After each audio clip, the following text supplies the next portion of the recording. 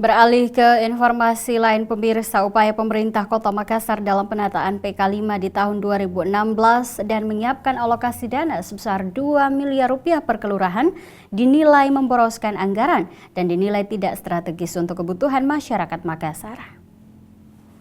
Adanya rencana pemerintah Kota Makassar untuk mengalokasikan anggaran untuk kebutuhan tata ruang kota sebanyak 2 miliar rupiah per kelurahan di 143 kelurahan yang tersebar di 14 kecamatan di Kota Makassar tahun 2016 mendatang, ditanggapi oleh Koordinator Forum Informasi dan Komunikasi Organisasi Non-Pemerintah atau FIK Ornop Sulsel yang menilai alokasi dana tersebut tidak strategis untuk kebutuhan masyarakat Makassar.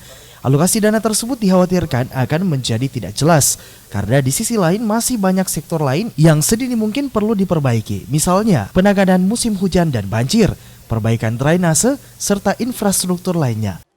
Lucu juga kalau 2 miliar rata di setiap kelurahan, karena kan terutama soal luas wilayah, jumlah penduduk itu kan harusnya menjadi pertimbangan, jadi tidak merata kalau 2 miliar.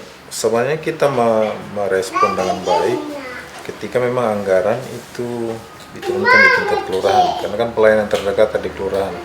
Tetapi melihat item anggaran yang 2 miliar itu hanya untuk gaji, RT, RW, kemudian padat karya, itu tidak jelas. Asra menambahkan alokasi dana yang akan digunakan untuk penataan pedagang kaki lima, gaji RT RW ataupun lurah serta padat karya dianggap tak jelas dan bersifat memboroskan anggaran yang dinilai cukup besar.